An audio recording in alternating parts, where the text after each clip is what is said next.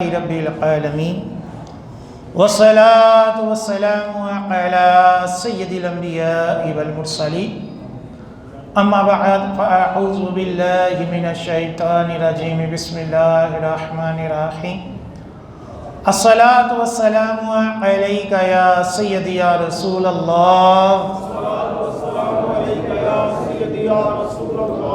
وعلى آلك وأصحابك يا سيدي يا حبيب الله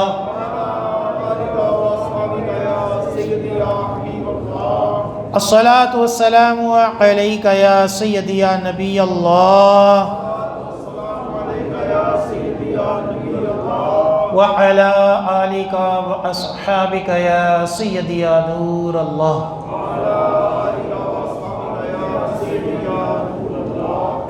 نویت سنت الاعتکاف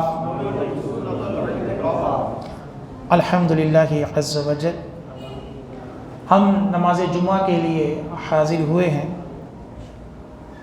دعا ہے کہ رب تعالی ہماری اس ادنا سے حاضری کو اپنی بلند بارگاہ میں قبول و منظور فرمائے، اور جو کچھ اس جمعے میں بیان ہوگا اسے سننے کی، سمجھنے کی، اس کے اوپر عمل پیرا ہونے کی اور مجھے صحیح طرح بیان کرنے کی توفیق عطا فرمائے۔ آج جس موضوع کے اوپر جمعے کا بیان ہے وہ موضوع ہے ہم فلسطین کے معاملے میں بے بس کیوں؟ ہم فلسطین کے معاملے میں، مسئلے میں بے بس کیوں ہیں؟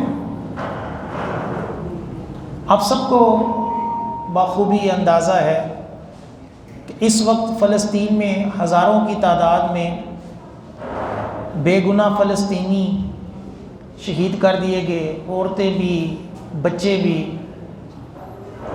اور ہمیشہ کی طرح میڈیا دہشت گردی اور عملی دہشت گردی کا مظاہرہ کرتے ہوئے کافروں نے، یہودی و نصارہ نے الٹا یہ باور کروانے کی کوشش کی کہ ہم دہشت گردی کو ختم کر رہے ہیں۔ ہندو میڈیا بھی اور دیگر سب کفار ایک ملت ہو کر، جیسا کہ قرآن حدیث سب میں ہمیں بتایا گیا کہ یہ کافر کبھی تمہارے دوست نہیں ہو سکتے، اس دور کی یہ زندہ مثال ہے کہ سب کفار آپس میں مل کے، حالانکہ یہود اور نصارہ یعنی عیسائی اور یہودیوں کی شروع سے آپس میں لگتی رہی ہے، ان کی تاریخ پڑھ کر دیکھ لیں، لیکن مسلمانوں کے اعتبار سے سب کیا ہیں؟ ایک ہیں۔ دوسری طرف ہم مسلمانوں کے اعمال ہیں، ہمارے حکمرانوں کے، ہمارے میڈیا، دیگر معاملات، وہ بھی آپ سب کے سامنے ہیں۔ آج ہم یہ احادیث کی روشنی میں سمجھنے کی کوشش کریں گے کہ ہم بے بس کیوں ہیں، وجہ کیا ہے۔ ایک تو وجہ یہی ہے کہ ہم مقروض ہیں، ہم مقروض ملک ہیں، دیگر ممالک کو بھی ڈر خوف ہے، کوئی مقروض ہے، کوئی ڈرتا ہے۔ ایک وجہ تو واضح ہے، وجہ یہ ہے کہ ہم مقروض کیوں ہیں، وجہ یہ ہے کہ ہم ڈر کیوں رہے ہیں، وجہ یہ ہے کہ ہمارے اندر بزدلی کیوں ہے۔ کیا ہمارا اسلام اس حوالے سے ہماری کوئی رہنمائی نہیں کرتا؟ آج ہم یہ سیکھیں گے کہ اسلام نے ہمیں کیا کہا، اور یہ ایسا نہیں ہے کہ ہمیں شریعت نے رہنمائی ہی نہیں کی، ہمیں سب کچھ شریعت نے بتایا، احادیث میں بتایا، اگر ایسا کرو گے تو یہ انجام ہوگا۔ چنانچہ کنز العمال کی حدیث پاک ہے، جلد نمبر 11 ہے، صفحہ نمبر 282۔ نبی کریم صلی اللہ علیہ وآلہ وسلم نے ارشاد فرمایا، لوگوں پر ایک وقت ایسا آئے گا کہ لوگوں کی شکلیں آدمیوں جیسی ہوں گی لیکن دل شیطان جیسے ہوں گے. خون بہانے والے یعنی قتل و غارت کرنے والے گناہوں کی طرف توجہ نہیں کریں گے. یہ حرام اور کبھی کام برے کاموں کی بالکل پرواہ نہیں کریں گے. اگرچہ تم ان سے تجارت بھی کرو یعنی ان کے دوست بن جاؤ، ان کے ساتھ تجارت بھی کرو، لیکن ڈنڈی مارنے سے، حرام خوری سے، دھوکہ دینے سے یہ باز نہیں آئیں گے. سود لیں گے، اگر ان کے پاس اپنی امانت رکھواؤ گے تو اس کے اندر خیانت کریں گے. ان کے عہدے دار دھوکہ باز ہوں گے. جب یہ سارے اعمال ہمارے ہوں گے تو آقا علیہ السلام فرماتے ہیں کیا ہوگا؟ آپ فرماتے ہیں اس وقت اللہ تعالیٰ بدترین لوگوں کو ان کے اوپر مسلط فرما دے گا. پھر جب نیکوکار بھی دعا مانگیں گے تو اللہ دعا قبول نہیں کرے گا. یہ پوری حدیث ہمارے اس دور کی بالکل واضح نشاندہی ہے. یہ جو ہم روتے ہیں نا کہ فلاں چور، فلاں ڈاکو، فلاں چور، فلاں ڈاکو، فلاں افسر حرام خور، فلاں حرام خور، یہ سب ہم نے اپنے دلوں کو تسلی دینے کے لیے یہ بہانے رکھے ہوئے ہیں کہ جی ہمارا ملک ہی ایسا ہے. اندر سے ہم بھی قرآن و سنت کے پابند نہیں ہیں. ہمارا بھی کاروبار، ہمارا بھی لین دین، ہمارے دیگر اعمال جو ہیں وہ بھی قرآن و سنت کے مطابق نہیں ہیں. اب دیکھیں سب سے پہلے کیا فرمایا؟ شکلیں آدمیوں جیسی ہوں گی اور دل شیطان جیسا. کہ اپنے چہرے ایسے خوشحال، کئیوں نے اپنے آپ کو دینی حلیہ رکھا ہوا ہے، حاجی کہلوا رہا ہے، لمبی لمبی پگڑیاں رکھی ہوئی ہیں، بڑی بڑی گدیوں کے جانشین ہیں، لیکن اندر کیا ہے؟ اندر خباثت ہے. لوگوں کے پیسے بٹورنا، حج کے نام پر لوگوں کو لوٹنا، دین کے نام پر لوگوں کو لوٹنا، اپنی نمازوں کے نام پر لوگوں کو لوٹنا، اپنے خاندانی اثر رسوخ کے نام پر لوگوں کو لوٹنا. یعنی لوگوں کو لوٹنے کے کثیر ہمارے پاس ہتھیار ہیں اور ہم نے اپنی شکلیں کیسی رکھی ہوئی ہیں کہ جیسے ہم بڑے نیکوکار ہیں، بڑے ایماندار ہیں، بڑے خاندانی ہیں، بڑے کاروباری لوگ ہیں، لیکن اندر کیا ہے؟ اندر لوٹ مار. کس طرح کوئی ڈبل شاہ کے نام پر لوگوں کو لوٹ رہا ہے، کوئی کاروبار میں نئی آئٹم لا کر مارکیٹنگ کے نام پر لوگوں کو لوٹ رہا ہے، کروڑوں اربوں روپے لوگوں کو لالچ دے کر لوٹ کر لے گئے. اور جب تک ہم لوگ لالچی اور وہمی ہیں، کیا ہیں؟ لالچی بھی ہیں اور وہمی بھی ہیں. نہ 2 نمبر کاروباری ہمارے سے جان چھڑا سکتے ہیں، نہ جیلی پیر ہمارا پیچھا چھوڑیں گے. کہ جب ہم لالچی ہیں کہ پیسے دے کر جلدی سے چاہتے ہیں کہ پیسہ آ جائے، ہم راتوں رات امیر ہو جائیں، ہماری لاٹری نکل آئے، یہ جو لالچ ہے، جب تک یہ لالچ ہے تب تک فراڈیے بندے ختم نہیں ہو سکتے. اور جب تک ہمارے اندر وہم ہے کہ ذرا سی بات ہو گئی، ہائے میرے سے کسی نے کچھ کر دیتا ہے، ہائے میں مر گیا، ہائے فلاں کچھ ہو گیا، ہاں وہ جیلی پیر اسی طرح لوگوں کو بیوقوف بناتے رہتے ہیں کہ ایسی ایسی باتیں کریں گے. وہ تینوں کسی نے مردے دی ہڈیاں کھوائیاں ہی ہیں، وہ تیرا کسی نے قبر چ پتلا رکھے ہے، وہ ایسی کہانی بنا دے بندہ کہتا ہے یار. وجہ کیا ہے؟ یہ چیزیں ہمارے اندر موجود ہیں. دوسرا آقا علیہ السلام نے کیا فرمایا کہ خون بہانے والے گناہوں کی طرف توجہ نہیں کرے گا. کیا یہودی مذہب میں قتل و غارت حرام نہیں؟ کیا یہودی مذہب میں بے گناہ بچوں کو، بے گناہ عورتوں کو مارنا ثواب کا کام ہے؟ کیا اسلام جہاد کے نام پر دہشت گردی سکھاتا ہے کہ دہشت گرد آ کر، داتا دربار آ کر یہ سوچ کر پھٹ جائے کہ یہاں شرک ہو رہا ہے، میں جہاد اعظم کر رہا ہوں؟ لیکن وجہ کیا ہے کہ جب ایسا ماحول آتا ہے تو پھر قتل و غارت کرنے والے کے دل میں رحم نہیں آتا، خون بہانے والے گناہوں کی طرف توجہ نہیں کریں گے۔ یہ آقا علیہ السلام کا فرمان کہ چند مرلوں کے لیے ہم نے اپنے عزیزوں کو قتل نہیں کیا۔ کئی واقعات بڑے بڑے ہیں ہمارے مسلمانوں کے ملک میں کہ چند لاکھوں کے لیے ڈکیتیوں کے اندر قتل نہیں کیے، چند ہزار کا موبائل لینے کے چکر میں ایک بے گناہ بیچارے کا قتل نہیں ہوا، سارا کچھ ہم نہیں ہوا۔ وجہ کیا ہے کہ جب دل بے باک ہو جائے، جب دل شیطان بن جائے تو پھر گناہوں کی طرف توجہ نہیں ہوتی۔ پھر آقا علیہ السلام نے فرمایا کہ حرام اور برے کام کو اس کی پرواہ ہی نہیں کریں گے، چاہے اس کے ساتھ آپ تجارت بھی کرتے ہو، وہ ڈنڈی مارنے سے باز نہیں آئے گا۔ ایسا ہوتا ہے، دو بھائی دو دوست مل کر کاروبار کرتے ہیں، پہلے تو اس کا کہتا جی کاروبار بڑا چلے گا، یہ ہوگا، سبز باغ دکھاتا ہے، جیسے ہی اس کاروبار شروع ہوتا ہے اور گھاٹا پہ آ گیا، اور جی کاروبار چلتے ہی نہیں پہ، اور جی مارکیٹ مندہ بڑا۔ یہ کرتے کرتے کرتے جو دو دوست تھے، جو دو بھائی تھے، جو دو رشتہ دار تھے، بعض وقت پنچایتوں کے اندر بیٹھ کر اپنی اصل رقم واپس نکلوانے کی کوششیں کر رہے، نفع تو بڑی دور کی بات ہے۔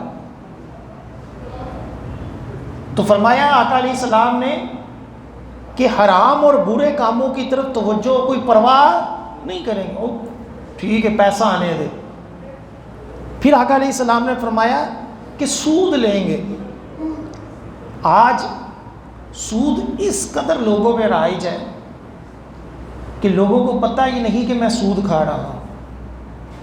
ہم یہ سمجھتے ہیں کہ جو بینک میں پیسے رکھے نفع لیا سود ہے، نہیں، سود کئی چیزوں سے ہے۔ کسی کو پیسے دے کر کہنا کہ یار یہ کاروبار کرو اور مجھے مہینے کا 10,000 دینا، یہ لوگوں کے اندر اس قدر رائج ہے کہ آپ کی سوچ ہوگی، حالانکہ واضح سود ہے۔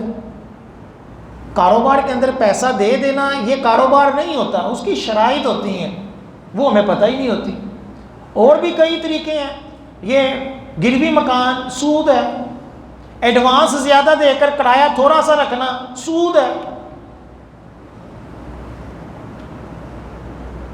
کسی کو کاروبار کے اندر زیادہ پیسے اس کو ایڈوانس دے کر اس کو سستی چیز اس سے خریدنا یہ بھی سود ہے۔ یہ جو آڑتی لوگ ہوتے ہیں زمینداروں کو قرض کے طور پر ادویات دیتے ہیں، پیسہ دیتے ہیں، اور بعد میں اس کو کہتے ہیں کہ بونڈ کرتے ہیں کہ آپ نے ہماری عارت کے اوپر آ کر ہی اپنا فصل کو، اپنے جو بھی چیزیں ہیں آپ نے ہمارے پاس ہی بیچنی ہے، اس کو بھی سود قرار دیا گیا۔ یعنی ہمیں یہ معلوم ہی نہیں کہ سود ہوتا کیا ہے۔ ریٹائرمنٹ کے بعد کئی بابے داڑھیاں والے نمازی پرہیزی بینکوں کے باہر کھڑے ہوتے ہیں، یہ نیشنل سیونگ بینک کے آگے کھڑے ہوتے ہیں، نمازی پرہیزی بندہ، ایک کو ہم نے کہا کہ یار یہ تو سود ہے، اور نہیں جی وہ فلاں مولوی بھی کھاندہ ہے، وہ فلاں مولوی بھی کھاندہ ہے، یہ کوئی دلیل نہیں، سارے مولوی کھاتے ہوں تب بھی حرام حرام ہی رہے گا۔ یہ کوئی دلیل نہیں کہ فلاں کھاتا ہے تو میرے لیے بھی جائز ہو۔ مولویوں سے اپنی پوچھ ہونی ہے، ہر ایک بندے سے اس کی اپنی پوچھ ہونی ہے۔ اچھا کئی لوگ یوں بھی سود کھاتے ہیں کہ جی ساڈا ملک سود تے چلتا پہ، ارے بھائی سود کے اوپر جس نے سودی قرض لیا، جس لیڈر نے لیا، اس کا وبال اس کے اوپر ہے، ہمارا کیا قصور ہے؟ ہمیں تو نہیں نا مل رہا، ہم تو نہیں نا سود کی رقم لے رہے، سودی قرض وہ لے رہے ہیں نا، اپنی عیاشیوں کے لیے لے رہے ہیں، جس مرضی کے لیے لے رہے ہیں، اس کے اندر ہمارا عمل دخل نہیں ہے۔ یہ عجیب ہی بات ہے کہ ہم یہ کہ ہمارا ملک سود پہ چل رہا ہے تو جو حرام کام ہے کرتے جائیں، ایسا تھوڑی ہے۔ یہ تو ایسا ہی ہو گیا کہ میں کسی کی ڈکیتی مار کے کہوں اور یار کوئی گل نہیں ساڈا ملک بھی تو سود تے چلتا پہ، کسی کی چوری کر کے کہوں کہ چلو جی کوئی گل نہیں ساڈا ملک بھی تو سود تے چلتا، وہ ایسا تھوڑی ہوتا۔ سود لیں گے۔ پھر آقا علیہ السلام نے فرمایا ان کے پاس امانت رکھواؤ گے تو اس کے اندر کیا کریں گے؟ خیانت کریں گے۔ اب امانت کے اندر خیانت ایک ہی ہے کہ کسی نے پیسے رکھے ہوئے ہیں اس پیسوں کو کھا لیا۔ کئی مسجد انتظامیہ کے کیس آتے ہیں کہ مسجد انتظامیہ کا جو صدر ہوتا ہے یا خزانچی ہوتا ہے وہ مسجد کا چندہ اپنے کاروبار میں لگا رہا ہوتا ہے، حالانکہ خیانت ہے۔ مسجد کا چندہ کاروبار کے لیے تھوڑی ہے، کوئی اس کے پرائز بونڈ خرید رہا ہے، کوئی اس کی کمیٹیاں ڈال رہا ہے چندوں کی، اسی طرح کسی کے پاس اپنی گاڑی یا موٹر سائیکل رکھی، اس نے اندر سے پارٹس بدل لیے، چلو جی۔ اسی طرح جو عہدہ ملتا ہے انسان کو، کسی بھی سطح کا عہدہ ملا، یہ بھی امانت ہے کہ تم نے اس عہدے کا کیا حق ادا کیا۔ یہ جو لیڈرشپ ہے یہ بھی امانت ہے۔ ایسا نہیں ہے کہ بندہ لیڈر بن کے کہ میں جو مرضی کرا، کل پوچھ نہیں ہوگی، ایسا نہیں ہوگا، کل پوچھ ہوگی۔ یہ جو جج صاحبان ہیں یہ بھی منصب امانت ہے، ان سے بھی قیامت والے دن پوچھ ہونی ہے۔ حدیث پاک میں فرمایا کہ جو حاکم ہوگا، قاضی ہوگا، اس کا ہاتھ اس کی گردن کے ساتھ بندھا ہوگا، تب اللہ کے حضور پیش کیا جائے گا۔ اگر انصاف کیا ہوگا تو چھوٹ جائے گا، ورنہ پھر گرفت میں آئے گا۔ اسی لیے حدیث پاک میں فرمایا جو دو بندوں کا فیصلہ کروائے، جو دو بندوں کا فیصلہ کرے، حاکم بنے، وہ بغیر چھری کے ذبح ہوا۔ ہمارے یہاں دین کا پتہ ہی کچھ نہیں ہوتا، چودھری پنچایتیں لگا کر فیصلے کار ہوتا ہے، طلاقوں کے فیصلے کار ہوتے ہیں یہ یونین کونسل والے، جنہوں نے کبھی نماز نہیں پڑھی، نہ نکاح طلاق کے مسائل ہی نہیں پتے، صرف اپنی چودراہٹ کی بنا پر فیصلے چل کوئی گال نہیں، اللہ معاف کرنا، چل یا کوئی گال نہیں، اور طلاقہ بھی ہو گیا، چلو جی کوئی گال نہیں، کوئی گال نہیں، یہ قیامت والے دن پتہ چلے گا۔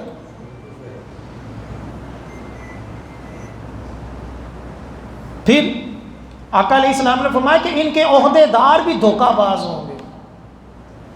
یہ جو ادارے ہیں، جتنے بھی پاکستانی ادارے ہیں، یہ عہدے دار قیامت والا دن جواب دے ہیں کہ لوگوں کو دھوکے، میڈیا پر کچھ اور بیان، اندر کچھ اور، پیسے لے کر چھوٹ رہا ہے، پیسے لے کر انصاف مل رہا ہے، پیسے دے کر قتل ہو رہا ہے انصاف کا، یہ سارا قیامت والے دن فیصلے ہوں گے۔ آقا علیہ السلام نے فرمایا اس وقت اللہ تعالیٰ بدترین لوگوں کو مسلط فرمائے گا۔ پھر جب ہم جمعے کے بعد بھی دعائیں مانگیں گے تو دعائیں قبول نہیں ہوں گی کہ اعمال ہی درست نہیں۔ یہ حکمران، یہ افسران، یہ ہمارے گناہوں کی، ہمارے اعمال کی سزا ہے۔ ہم آزمائے ہوئے کو آزماتے ہیں، ہم بے دینوں کو آزماتے ہیں۔ ہر بندے نے اپنا اپنا لیڈر رکھا ہوا، اس کی کوئی تقریر پرانی اٹھا کر دکھا، دیکھو جی میرے لیڈر نے وہ اسرائیل کے خلاف بیان دیتا ہے، اور دیکھو جی میرے، جب موقع آتا ہے، جب ضرورت ہوتی ہے، اس وقت کوئی بیان نہیں دیتا۔ جب باہر پہلے زمانے کے بیان ہیں، وہ عوام وہ دکھا کر اپنا جی میرا لیڈر زبردست، انہوں نے دیکھو بیان دیتا ہے۔ جب موقع ہوتا ہے، جب نموذج رسالت کا مسئلہ ہوتا ہے، جب فلسطین، کشمیر، برما، اس طرح کے مسائل جب ہوتے ہیں، جب مسلمانوں کا قتل عام ہوتا ہے، اس وقت وہ کوئی نہیں بولتا۔ کیوں؟ اس وقت وہ کرسی پہ ہوتا ہے۔ جب وہ کرسی سے اترتا ہے، لوگوں کو ہمدردیاں لینے کے لیے وہ بیانات دیتا ہے۔ ان کو یہ پتہ چل گیا کہ یہ عوام جو ہے یہ اسی طرح کی، اس لیے ہم لگے ہوئے ہیں، اپنے جہاں لگنا ہے۔ اسی طرح مجموع الزوائد کی حدیث پاک ہے، جلد نمبر 7 صفحہ نمبر 630، آقا علیہ السلام نے فرمایا آخری زمانے والوں کی نشانیوں میں فرمایا کہ بڑے نیکی کی دعوت اور برائی سے منع نہیں کریں گے۔ بڑے جو ہوں گے سمجھدار، پہلے زمانوں میں گلی کا جو بڑا بزرگ ہوتا تھا وہ بھی نوجوانوں کو ڈانٹوے، ادھر پہ آنا بیٹھو، سگریٹ پیندے پہ شرم نہیں آتی۔ اس طرح میں نے اپنے بڑوں کو دیکھا ہے، گلی کا کوئی بھی بزرگ ہوتا تھا حیا کرتے تھے۔ اب بریا نیکی کی دعوت دیتا کوئی نہیں، بلکہ وہ بھی بچوں کے ساتھ بچہ بن جاتا ہے، ان کے ساتھ بے حیائی والی باتیں کر رہا ہوتا ہے، یا پاس سے گزر جائے گا منع نہیں کرے گا، او یار میں چھڈو اپنے اپنی کرو۔ یہ جو سوچ ہے نا کہ ہم لوگوں کو سمجھاتے نہیں، جو سمجھاواں گے تو ڈنڈے نال سمجھاواں گے، بے عزت کر کر سمجھائیں گے۔ ہمیں کسی کو سمجھانا بھی نہیں آتا یا سمجھانے کا ٹائم بھی نہیں ہے۔ پھر آقا علیہ السلام نے فرمایا کہ نیکوکاروں کو برا سمجھا جائے گا۔ جو نیکوکار ہوں گے وہ کیا ہوں گے؟ برے ہوں گے، اور فاسق عزت والا ہوگا۔ یہ حدیث پاک کے الفاظ دل کو ایسی چوٹ لگاتے ہیں کہ آج واقعی جو نیک لوگ ہیں وہ برے ہو گئے۔ مدرسوں میں پڑھنے والے بیچارے سیدھے سادھے بچے وہ دہشت گرد ہو گئے، وہ شدت پسند ہو گئے، وہ فرقہ واریت پھیلانے والے ہو گئے، اور جو دہریے ہیں جو اسکول کالجوں میں پڑھ کر دین کا مذاق اڑاتے ہیں، بے حیائی عام کرتے ہیں، میرا جسم میری مرضی کے نعرے لگاتے ہیں، ہم ان کو کہتے ہیں کہ یار ماشاءاللہ بڑا پڑھا لکھا ہے. جو ملک کو لوٹ کر کھا گئے، ڈاکٹرز، انجینئرز، جتنے بڑے بڑے پڑھے لکھے بابو ہیں، وہ کس طرح ہمیں لوٹ رہے ہیں، ہم پھر بھی ان کی عزت کرتے ہیں. اور جو بیچارہ امام مسجد ہے، آج بھی 5-10 ہزار روپے لگا ہوا ہے، ہم اس کو 100 باتیں کرتے ہیں. جو نمازی پرہیزی ہوگا، سارا خاندان اس کے اوپر تنقیدیں کرے، وہ بڑا نمازاں پڑھنے والا، دیکھیں گے تیریاں کرتوتاں. جو حلال روزی کمانے والا ہوگا، سارے کہیں وہ انج نہیں گزارا آندا، انج نہیں خرچے چلتا، تو زمانے تو بڑا پیچھے میں. اور مولویوں کی پتہ ہوئے، مولوی بیچارے پرانیاں دور دیاں گلاں کر. جو کوئی با حیا ہوگا اس کو مذاق اڑائیں گے، بھائی یہ دوڑ ہے ہو جیا نہیں یا چھڈ ہونا. آقا علیہ السلام نے فرمایا کہ جو نیک ہوگا وہ کیا ہو جائے گا، وہ برا ہو جائے گا، اور جو برا ہوگا وہ کیا ہوگا، وہ عزت والا ہو جائے گا. آج ہم کرپٹ سے کرپٹ، بدماش سے بدماش کی عزت کر رہے ہوں گے، اور جو بیچارہ شریف آدمی ہوگا اس کو ہم ڈانٹ رہے ہوں گے، پتہ کہ اس نے کچھ نہیں کہنا. اور چل پیچھے کار گڈی، چل موٹر سائیکل پیچھے کر، چل سائیکل پیچھے کر، ایتھے نہ کھڑی کری، اونج نہ کری. اور جو کوئی بابو آ جائے گا گاڑی کے اوپر، ایتھے کھڑی کرو جی، ایتھے کھڑی کر دی، ایتھے کر دی. ذہنی غلام. اور ہم فاسقوں کی عزت کرنے والے ہیں، اس لیے ہم ذلیل ہو رہے ہیں. پھر فرمایا کہ سنت ان کے نزدیک بدعت، اور بدعت ان کے نزدیک کیا ہوگی، سنت ہوگی. جو حضور علیہ السلام کا طریقہ ہے، داڑھی رکھنا، امامہ رکھنا، سفید لباس پہننا، ہم اس کو کہتے ہیں کہ عجیب و غریب شکلیں بنا کے آئی ہیں یا شدت پسند یہ لگ دیں لوگ. ٹھیک ہے. جو قبلے کی طرف منہ کر کر بیٹھتا ہے، قبلے کا ادب و احترام کرتا ہے، اس کے اوپر مزاحیہ جو ہے وہ ویڈیو بن رہی ہوتی ہیں. اب میرے لیے سنت کئی ویڈیو کے اندر لوگوں کو ترغیب دیتے ہیں کہ قبلے کی طرف کس طرح بیٹھنا ہے، اپنی جوتی یا اپنے دیگر معاملات قبلے کی طرف کیسے رکھنے ہیں، ادب کیسے کرنا ہے، اس کے اوپر مذاق بنایا جاتا ہے. جو سنت ہے، یا یہی میلاد لے لیں، میلاد کی اصل سنت سے ثابت ہے کہ حضور علیہ السلام خود پیر والے دن روزہ رکھتے تھے. آج سارے بد مذہب مولوی اس کو بدعت ثابت کرتے ہیں. اور جو بدعت ہے، ننگے سر نماز پڑھنا، واضح کتابوں میں، حدیثوں میں، حدیث پاک میں منع کیا گیا کہ ننگے سر نماز نہ پڑھو. کئی مولوی، کئی فرقے والے اس کو ثواب سمجھ کر بدعت کو ثواب سمجھ لیا. یہ عربی لباس پہننا، یہ امامے اتار کر، رسیاں باندھ کر، رومال لٹکا کر نماز پڑھنا، یہ بدعت ہے. کیوں کہ سنت کے خلاف ہے، بلکہ یہ صدر بھی ہے، اس کو سنت سمجھ لیتے ہیں. عربی لباس کو سنت، اور جو امامہ ہے اس کو بدعت. کھڑے ہو کر اقامت سننا، واضح کتابوں میں لکھا ہوا ہے کہ یہ مکروہ ہے، خلاف سنت ہے. تو کئی لوگ آپ دیکھیں گے کھڑے ہو کر اقامت سن رہے ہوتے ہیں. تو سنت ان کے نزدیک کیا ہوگی، بدعت، اور بدعت ان کے نزدیک کیا ہوگی، سنت. جب یہ سب کچھ ہوگا کہ جب نیکی کی دعوت بھی نہیں کریں گے، برائی سے منع بھی نہیں کریں گے، فاسقوں کی عزت کریں گے، شریفوں کو ذلیل کریں گے، سنت کو بدعت کہیں گے، بدعت کو سنت کہیں گے، تو سنیں کیا ہوگا. آقا علیہ السلام نے فرمایا یسلط اللہ علیہم شرارہم ویدعو اخیارہم ولا یستجاب لہم، کہ اللہ تعالیٰ ایسے لوگوں کے اوپر شریر لوگوں کو مسلط کر دے گا، اور نیک لوگ دعا مانگیں گے تو رب دعا قبول نہیں کرے.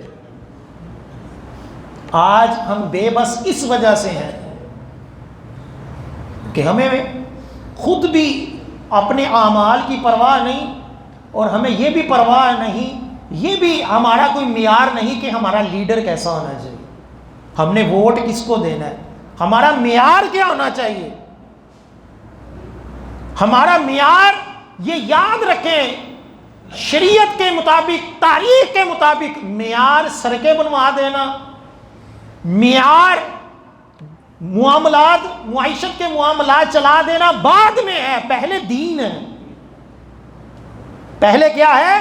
دین ہے. کہ دینی اعتبار سے اس نے کیا کیا. کیا یزید جو تھا اس نے صرف امام حسین کا یہ شہادت ہی کی تھی، اور اس نے کوئی اچھے کام نہیں کیے ہوں گے، اور اس نے ملک کے اندر کوئی اچھا کام، کوئی سڑک نہیں بنوائی ہوگی، کوئی مسجد کے دیگر معاملات نہیں کیے ہوں گے. میں مثال دیتا ہوں، تو کیا ہم اس کو دلیل بنائیں گے؟ ایسا نہیں ہے. اصل معیار پہلا دین ہے کہ فلاں لیڈر جو ہے وہ دینی اعتبار سے مسلمانوں کا دین کا کتنا خیر خواہ ہے، اور آج تک کوئی ہمیں ایسا نہیں ملا. یہ صرف کارڈ ہوتے ہیں، مذہب کارڈ خود استعمال کرتے ہیں اور نام مولویوں کا لگاتے ہیں کہ جی مولوی مذہب کارڈ استعمال. مولویوں نے کیا مذہب کارڈ استعمال، کیا حکومت کی ہے مولویوں نے جو اتنا قتل و غارت کیا، اتنے ظلم و ستم ہوئے ہیں؟ کیا بھی کچھ نہیں، اختیارات بھی کچھ نہیں، پیسہ بھی مولویوں کے پاس نہیں، لیکن میڈیا کے ذریعے بدنام بھی مولوی، میڈیا کے ذریعے بدنام بھی فلسطین کے مظلوم، میڈیا کے ذریعے بدنام بھی وہ لوگ جو مر رہے ہیں، جن کے بچے مر رہے ہیں، وہی بدنام. یہ ہمارے یہاں چل رہا ہے کہ اسپتال میں اسرائیل نے دھماکہ کیا اور میڈیا کے ذریعے کیا کہا کہ یہ جی فلسطین نے خود دھماکہ کیا، خود بم مارا ہے. لوگ اس کے پیچھے لگے ہیں. اسی طرح یہ جو ہلکی ہلکی سی مذمت ہوتی ہے نا، جو ہم سب کر رہے ہیں کہ جی میں مذمت کرتا ہوں، میں مذمت کرتا ہوں، اس کا حال وہی ہوتا ہے کہ وہ کئی ویڈیو کلپ ہوتے ہیں نا کہ شیر جو ہوتا ہے نا، شیر ایک ہرن پکڑ کر اس کو کھا رہا ہوتا ہے، دیگر کئی ہرنے، کئی گھوڑے، کئی اس کے ہم جنس جو جانور ہوتے ہیں وہ قریب کھڑے اس کو دیکھ رہے ہوتے ہیں، اور شیر اکیلا ہے. وہ کتنے ہیں؟ وہ ہزاروں میں بھی ہوں گے. اب وہ کیا کرتے ہیں؟ وہ اس کو کھاتا ہوا دیکھ رہے ہیں، حالانکہ ان کو اتنا نہیں پتا کہ ہم سب اگر مل کے اس کے اوپر حملہ کریں تو ہم اپنے اس ہم جنس جانور کو بچا سکتے ہیں. یہ ویڈیو آپ نے کہیں دیکھی. ہماری مثال ایسی ہے کہ ہم مذمتیں دور کھڑے ہو کے نعرے لگا رہے ہیں، مذمتیں کریں. ہر چیز مذمت سے نہیں، مرمت کرنی پڑتی ہے. ہر بندہ اپنی اپنی کرسی بچانے کے چکر کہیں مینو کچھ نہ کہے، مجھے اسرائیل، مجھے امریکہ کچھ نہ کہے، چاہے جو مرضی ہوتا رہے. ایسا نہیں ہوتا. ایک مرتبہ اس کی بھی باری آنی ہے، سب کی باری آئے گی. ایسا نہیں ہے. دوسرا، اس حالات میں آج بھی کئی ایسے گمراہ مولوی موجود ہیں کہ جو لوگوں کو مس گائیڈ کر رہے ہیں. یہ انجینئر جیسے کئی اور مولوی اسرائیل کی حمایت کرتے ہیں، اور جی پہلے بھی اسرائیل مان لیتا ہونا تھا، آجا دن نہ دیکھنا پہلے.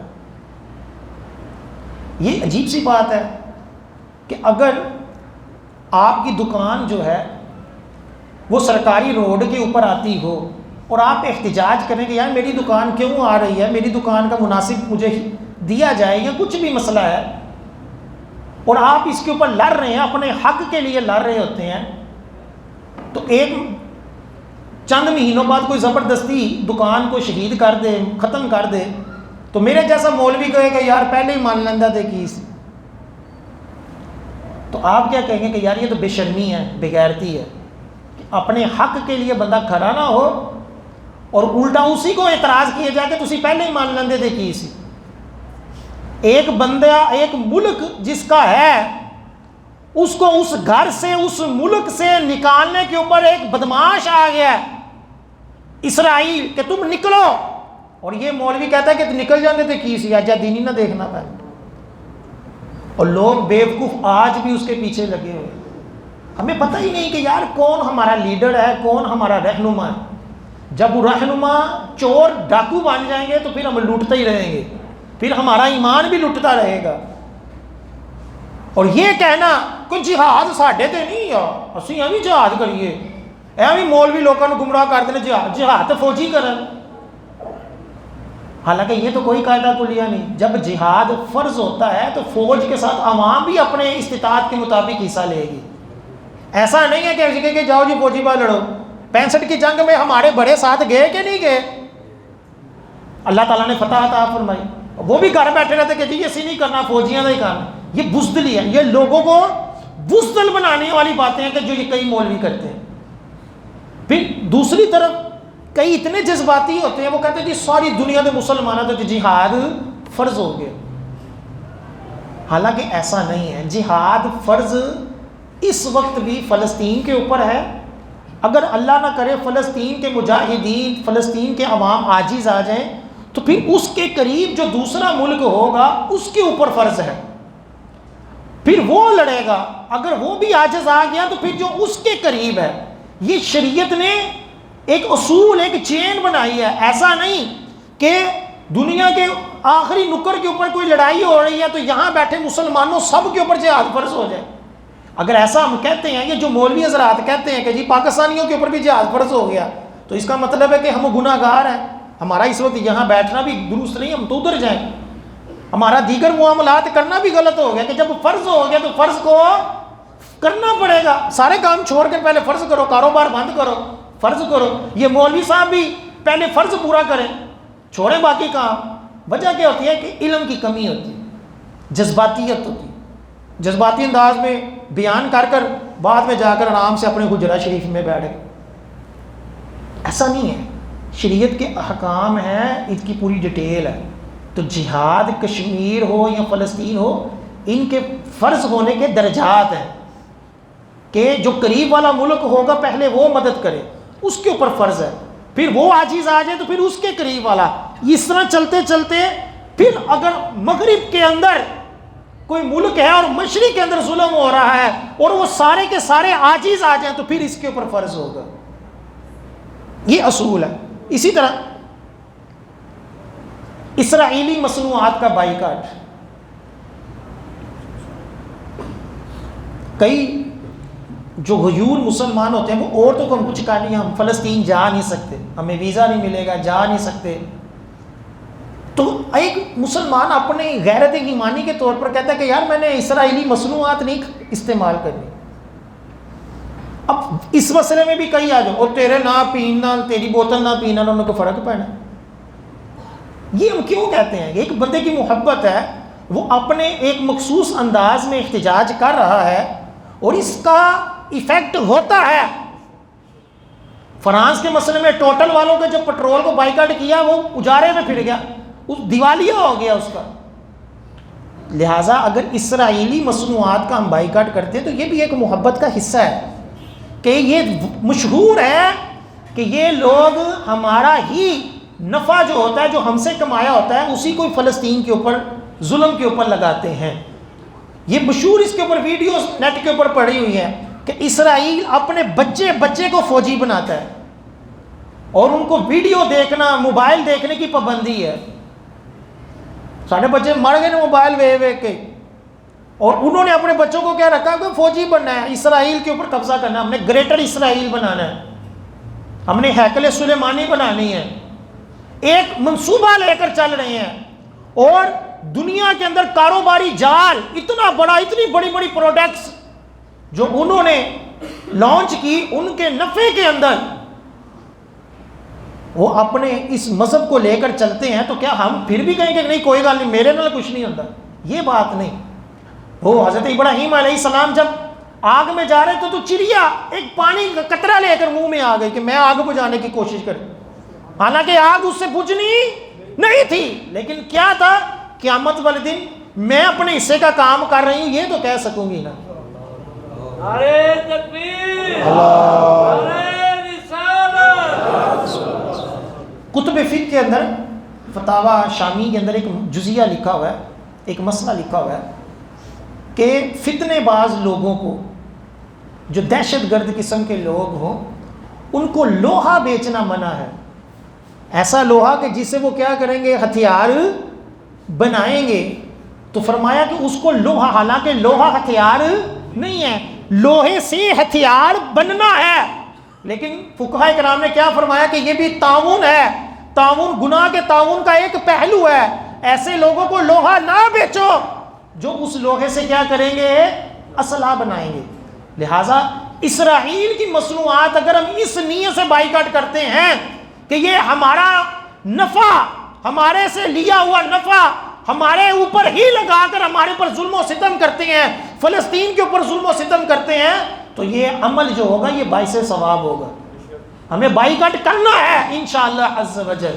کچھ نہیں ہوتا, ہر چیز مل جاتی ہے اس کے آلٹرنیٹ. ہم مار نہیں جائیں گے. آگے کھا کے بیڑا غرق ہوا پڑا پیٹوں کا, تو کیا ہم جو کچھ کر سکتے ہیں وہ تو کریں نا, جو کچھ کر سکتے ہیں وہ تو کریں. اسی طرح اگر دعوت اسلامی نے جو کہ کوشش کر رہی ہے, اگر وہ فلسطین پہنچ جاتی ہے تو ہم نے اس اعتبار سے بھی تعاون کرنا ہے کہ فلسطینیوں کی مدد اپنی دعاؤں سے بھی کرنی ہے, مدد اپنے اسرائیلی مصنوعات کی بائیکاٹ سے بھی کرنی ہے, اور اپنے مال کے ساتھ بھی کرنی ہے, اور اگر اللہ نے قدرت دی تو انشاءاللہ اپنی جان کے ساتھ بھی کرنی ہے.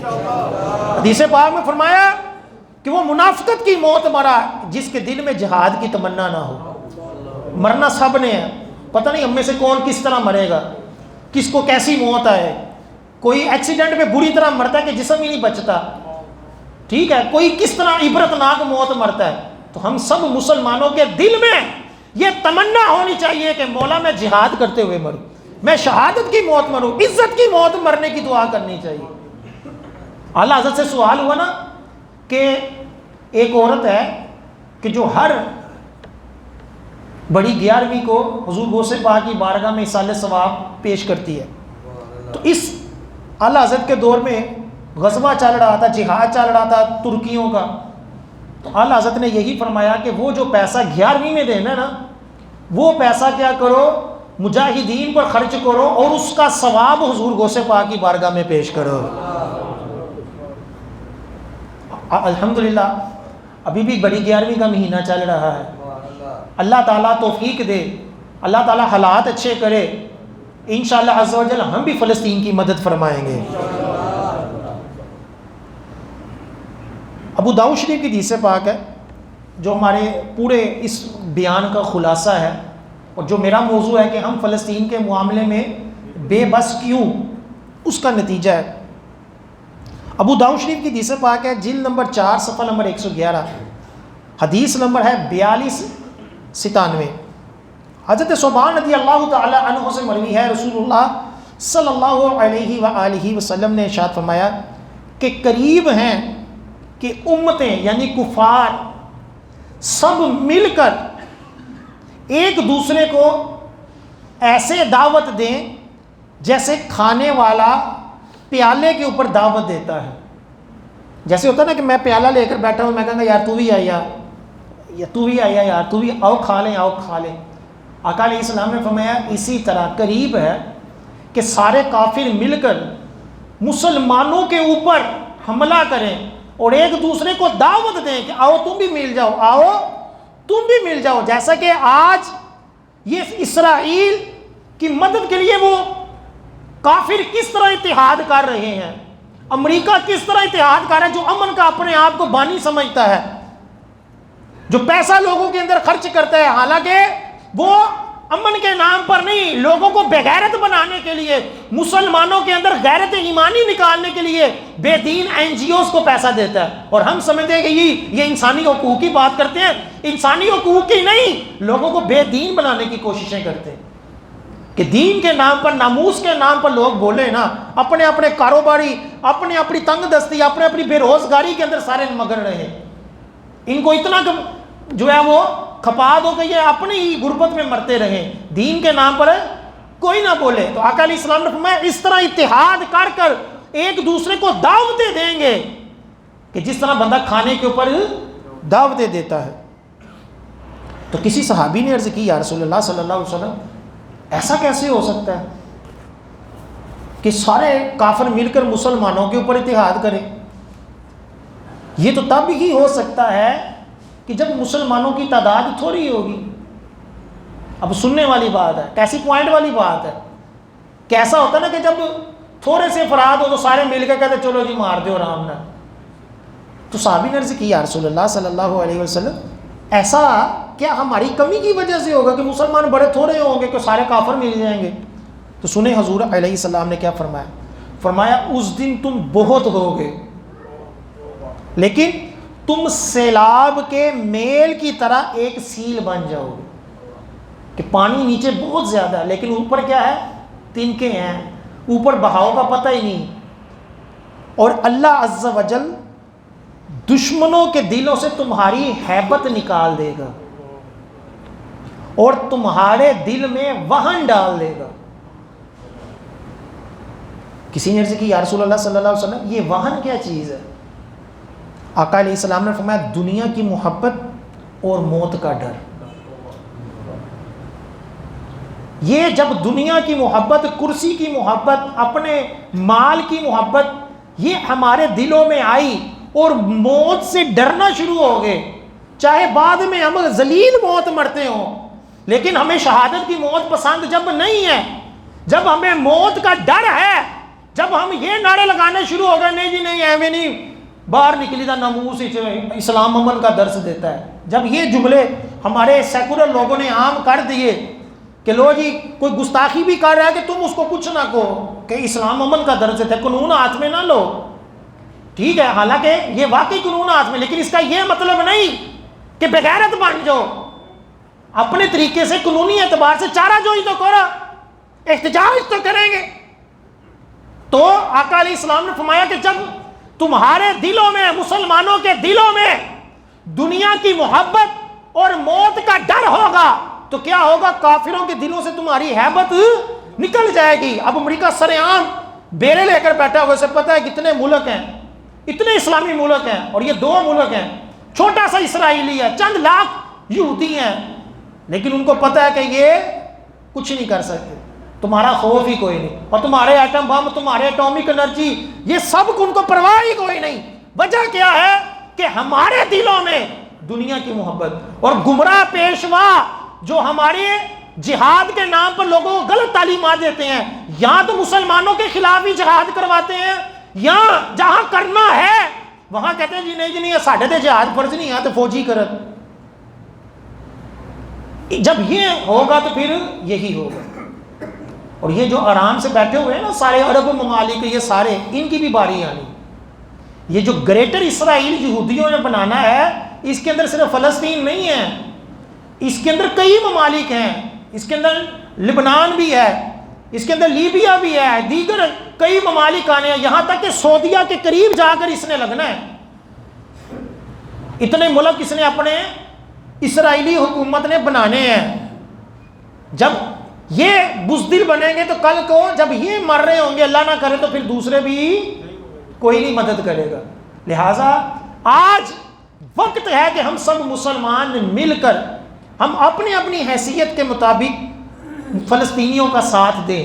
اللہ تعالیٰ ان کو کامیابی عطا فرمائے، اللہ تعالیٰ یہودیوں کو نیست و نابود فرمائے، تمام کافروں کو جو مسلمانوں کے خلاف سازشیں کر رہے ہیں اللہ تعالیٰ ان کو ہلاک فرمائے اور اسلام کو سر بلندی عطا فرمائے. اللہ تعالیٰ مسجد اقصیٰ کی حفاظت فرمائے. اللہ تعالیٰ ہمارے گناہوں کو، یہ ہمارے گناہوں کا نتیجہ ہے، اللہ تعالیٰ اپنی رحمت کے صدقے ہمارے گناہوں کو نظر انداز کر کر اپنی رحمت کے صدقے مظلوموں کی مدد فرمائے. آمین ثم آمین. ابھی اذان ہوگی، اس کے بعد آپ سنتیں پڑھ لیجئے. یہ بند کرنا.